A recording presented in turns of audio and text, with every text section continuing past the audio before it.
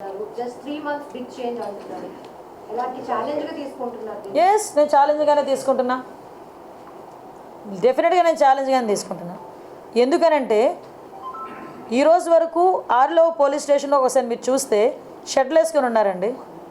Police స్టేషన్లో minimum facilities లేవు, minimum immunities కూడా కల్పించకుండా పోలీసులు ఉద్యోగాలు చేయమంటే ఎలా అవుతుంది? అలాగే నన్ను ఆల్ ఆఫ్ సడన్ వీళ్ళకి నేను ఏదో చేస్తాను కదా, చెయ్యొచ్చు. సిఎస్ఆర్ ఫండింగ్స్ ఉన్నాయి. కలెక్టర్ గారికి ఒకసారి కలెక్టర్ గారు నిజంగా 5 సంవత్సరాల్లో కలెక్టర్ గారు కూడా దృష్టి పెట్టుంటే వాళ్ళకి ఎంతో కొంత మంచి జరిగేదేమో. ఈ రోజు వరకు ఒక అకాడమీకి కానీ వీటికి వచ్చిన డబ్బులు ఏమైపోయినాయి? అవన్నీ పక్కన పెట్టండి. ఎకడమికల్ ఇష్యూస్ అన్నీ పక్కన పెట్టండి. టెక్నికల్గా మనం చూసుకున్నా, వాళ్ళ వర్క్ సైడ్ మనం చూసుకున్నా, డెఫినెట్గా ఉన్న పోలీస్ డిపార్ట్మెంట్ వాళ్ళకి ఇంకొకటి విషయం చెప్తున్నా. ఈరోజు ఎవరైతే రిజర్వ్ పోలీసులు కొంతమంది ఉన్నారు, ఏపీఎస్బీ వాళ్ళందరూ కూడా ఏదో ఆ టైంకి వస్తారు, ఆ టైంకి వర్క్ చేస్తుంటారు, మళ్ళీ బ్యాక్కి వెళ్తుంటారు. అలాంటి వాళ్ళని కూడా మేము ఇంటిగ్రేట్ చేసి వాళ్ళతో కూడా కోఆర్డినేట్ చేసుకొని ఫర్దర్గా ఎటువంటి చెక్ పోస్టుల దగ్గర కానీ ఎక్కడైనా డ్యూటీస్ వేసేటప్పుడు వాళ్ళని కూడా యూజ్ చేసుకునేటట్టుగా ఎటువంటి టెక్నికల్ ఇష్యూస్ వాళ్ళకి లేకుండా ఒకసారి మొత్తం అఫీషియల్స్ అందరితో మాట్లాడి దాన్ని కూడా ఇంటిగ్రేట్ చేస్తాం. గంజాయి సరఫరా కానీ లేకపోతే అక్కడ ఉత్పత్తి చేయడం కానీ పోలీసులు ప్రజాప్రతినిధుల పాత్ర ఉంటారు, అది అందరికీ తెలిసిన విషయం. ఫస్ట్ దాని మీద ఫోకస్ పెట్టాలి. అందుకే చెప్పాను కదండి, ఫస్ట్ థింగ్ సోర్స్ని కట్ చేయాలి. సోర్స్ని కట్ చేయాలంటే ఆల్రెడీ వీళ్ళు శాటిలైట్ వ్యూస్ తీసుకుంటున్నారు డ్రోన్స్ పెట్టి.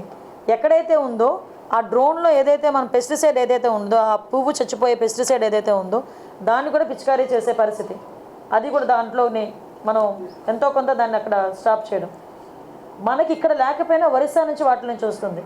సో ఒరిస్సా గవర్నమెంట్కి కూడా యాజ్ ఎ హోమ్ మినిస్టర్ నేను ఒక లెటర్ కూడా పెడతాను, అక్కడ పోలీస్ డిపార్ట్మెంట్ వాళ్ళని సహకరించమని, వీలైతే వాళ్ళకి మనకి ఒక కోఆర్డినేషన్ కలిపి ఒక మీటింగ్ పెట్టమని, అక్కడ నుంచి కూడా సరఫరా స్టాప్ చేయడానికి.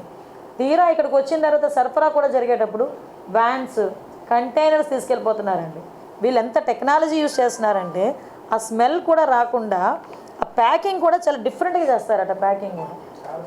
సో మేము కూడా ఏమనుకున్నామంటే ఇందాక మేము మాట్లాడుకున్నాం చాలామంది, కొంత ఒక టెక్నాలజీని కూడా యూజ్ చేసుకొని ఫర్దర్గా అంతా ఒకేసారి మీకు చెప్పిన మేడం ఏంటి గాల్లో మేడలు కడతాంది అనుకుంటారు, కానీ గాల్లో మేడలు కాదు, భూమి మీద మేడే కడతాం.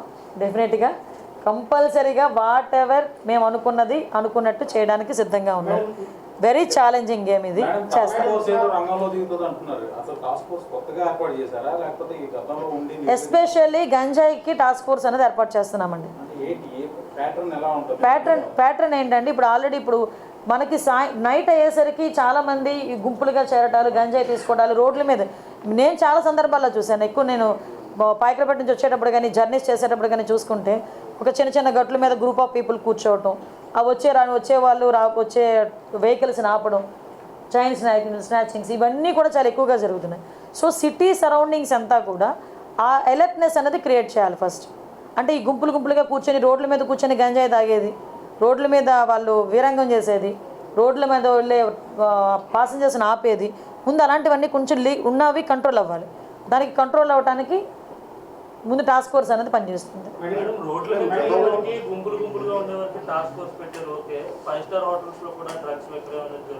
అమ్మ ఇంకొకటి కూడా చెప్తున్నా, ఇప్పుడు ప్రతి ఒక్క చోట పోలీసులు వెళ్ళి కూర్చొని చూడలేదు.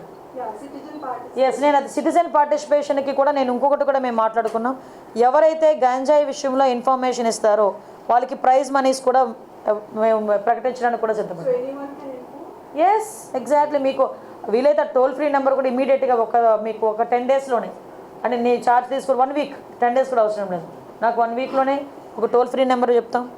ఎవరైనా ఇన్ఫామ్ చేసింది కరెక్ట్ అయితే కనుక ఇన్ఫామ్ చేసిన వాళ్ళకి గోప్యంగా ఉంచుతాం, వాళ్ళని బహిర్గతం చేయం. టాస్క్ ఫోర్స్లో డబ్బులు జనరేట్ చేసుకుంటే మనం దోచేసుకోవాలనే ఆలోచన ఉన్నవాడికైతే డబ్బులు జనరేట్ చేయలేడు, కానీ డబ్బులు జనరేట్ చేసి మంచి చేయాలనుకున్నవాడు ఎలాగైనా జనరేట్ చేయగలడు. చాలా సోర్సెస్ ఉన్నాయి.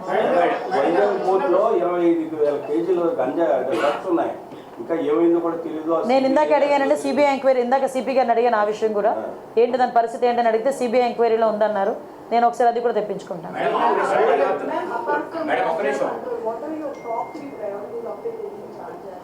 యాజ్ టాప్ 3 ప్రయారిటీస్ అయితే ఫస్ట్ థింగ్ గంజాయి డ్రగ్స్, కంట్రోల్ ఆఫ్ గంజాయి and drugs. Second thing is protection of women. Third కూడా ఏంటంటే భూములు కబ్జాలు కాకూడదు. మేడం ఆపరేషన్ పరివేతం పేరుతో గత ప్రభుత్వం ఇప్పటికే చాలా వరకు కూడా గంజాయి సాగు పవన్ కళ్యాణ్ గారు పదే పదే ఎవరో ఒకరు అడగండి, చెప్పమ్మా కన్నా. సో ఇప్పుడు ఉన్నటువంటి సిచ్యువేషన్ లో ఆ రైతులు ఎవరైతే గంజాయి పండించే రైతులకు ప్రత్యామ్నాయంగా ఏదైనా వాణిజ్య పద్ధతుల్లో ఎస్ ఎగ్జాక్ట్లీ, మీరు మంచి పాయింట్ అడిగారు. యాక్చువల్గా ఒక నిమిషం విజయ్. గంజాయి సాగు అనేది గత లాస్ట్ 30 years నుంచి జరుగుతుంది. ఇప్పటికీ టిల్ అదే కంటిన్యూ అవుతుంది. మీరు ఆ మూలాలను ఏదైతే ఆ రైతులను అక్కడి నుంచి పండించకుండా ఇవన్నీ చేస్తే ఉపయోగం ఉంటుందా? అంటే ఒకటేంటంటే ఒకటి భయం క్రియేట్ అవ్వాలి, రెండు వాళ్ళకి లైవ్లీహుడ్ కావాలి. ఈరోజు గంజాయి ఎందుకు పండిస్తున్నారు? వాళ్ళు గిరిజనులు, అందరూ కూడా అమాయకులు. వాళ్ళు గిరిజనుల చేత పండిస్తున్నారు. వాళ్ళు కొంతమంది పెట్టుబడి పెడుతున్నారు, వెళ్ళి ఎకరాకి 1,00,000 ఇస్తాను, ఎకరాకి 2 లక్షలు ఇస్తాను అని వాళ్ళకి చేత పండిస్తున్నారు. ఆ తాలూకా దాని రెస్పాన్సిబిలిటీ అంతా పాపం ఆ గిరిజనులు భరిస్తున్నారు. రేపొద్దున ఎవరైతే పెట్టుబడి పెట్టాడో వాడు దొరకడు. మనకి ఎవడు దొరుకుతాడో, అక్కడ ఎవడైతే పండిస్తున్నాడో వాడు దొరుకుతాడు పోలీసులు వెళ్తే. సో అటువంటి సిచ్యువేషన్స్లో వాళ్ళకి మనం కొంచెం మోటివేట్ చేయాలి, అవేర్నెస్